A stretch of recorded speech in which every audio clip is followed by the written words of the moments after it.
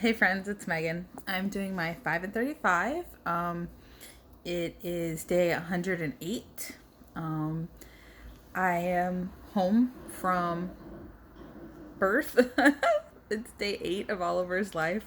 So we're still getting into the groove of things. But, being a week into this motherhood thing, I think I'm doing okay. I think Jeremy's doing amazing.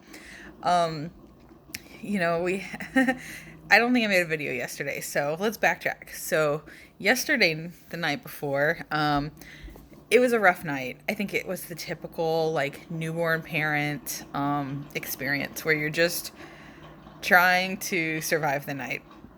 And I couldn't get him comfortable. I couldn't get him happy.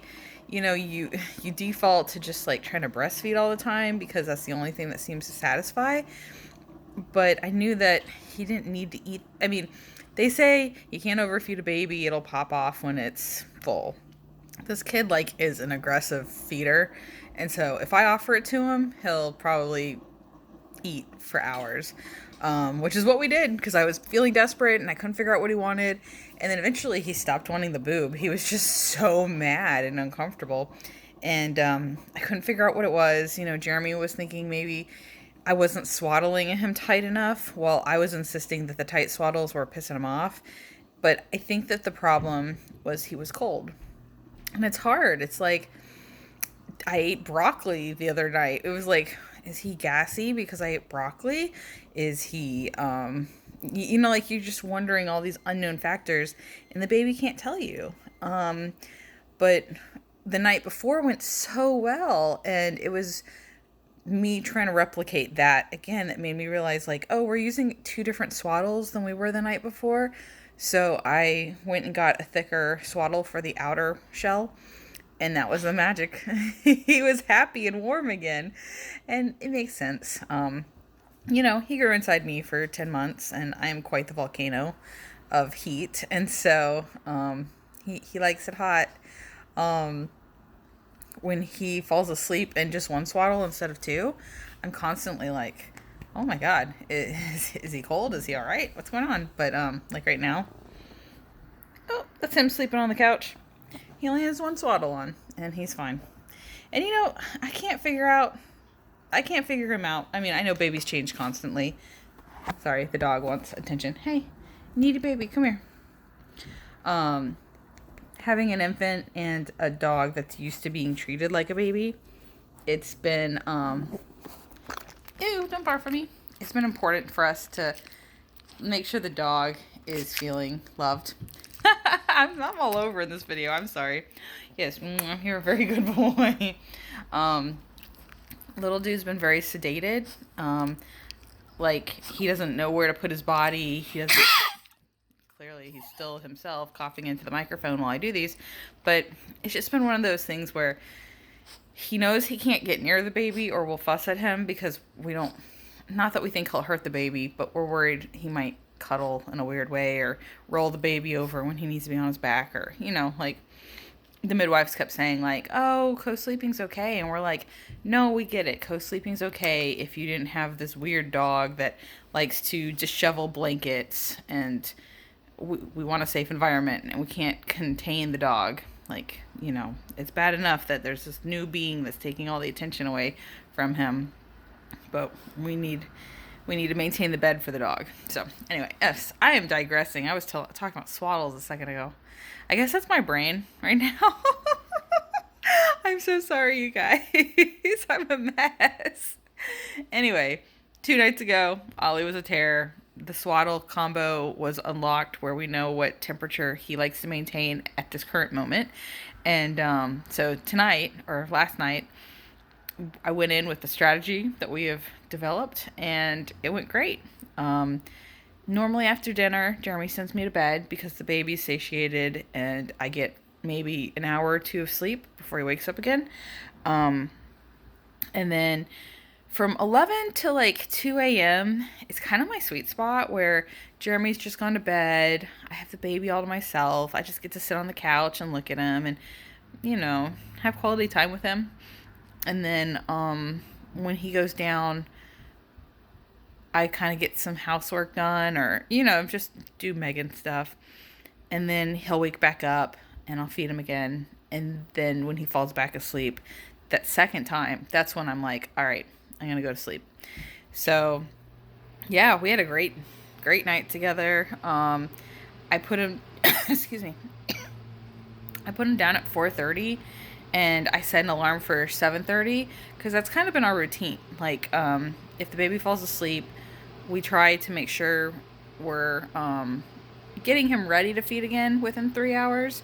That way, it's almost like preventatively, if 3 hours later I can check his diaper. If he's wet, I can change it. Changing him kind of wakes him up a little, and then giving him a breast. And if I do it right, he's so content. He doesn't really cry any, and then he goes back to sleep. And then so I can go back and sleep from like 7 to 9 or something. But I don't know. We're getting a good routine is what I'm trying to establish. And I didn't shower yesterday. It was a really busy day. It was a really good day. We took the baby out of the house for the first time and went to see Grandma and Grandpa, and he got to meet his cousins. I know with COVID, we need to be diligent to not introduce dangerous people into his life. Right now, our COVID safety protocol with baby is anyone who wants to hold him has to wear a mask, wash their hands, have a flu shot, precaution stuff. And then, we're not trying to go out and do a huge family party. So we didn't go to the pumpkin carving event that the family was throwing, but we did go by Grandma and Grandpa's house. And Sarah and Brandon, Sarah's my sister-in-law, Brandon's her husband, and their two kids, Gunnar and Levi, they kind of peeked in on the baby. Sarah held him for about an hour. Like, it's such a relief to me when other people will hold him, because he's a good baby. He's got good temperament. He just sleeps in their arms, and I can get a little bit of space, talk with people. It was nice. It was a very nice visit. And then we came home, took a nap, and then we actually had another cluster of visitors. Malik, who is my husband's best friend, Uncle Liki, him and his new girlfriend, Melissa, came by, and I hadn't met her yet, and it was one of those things where everyone else in the whole friend group has, and everyone likes her, so I was excited to get a chance to meet her. Malik wore a mask and, of course, got to hold the baby. Him and Jeremy have been seeing each other, I wouldn't say daily, but really regularly. He's one of the people in our bubbles. They talk about try to maintain under 10 people in your bubble or household or whatever. I feel like we have a pretty small bubble, and Malik's one of them. So, and we're still asking people to wear masks, no matter who they are. I can't wait for the grandparents to get to take pictures with the baby without the mask on. That, to me, that's huge, because I want to see their face. I want to look back at these memories and not think, oh, COVID. I want to look back and think, oh, happiness. But yeah, so Malik again just held the baby for an hour while we socialized, and I got a little break. I don't mind that.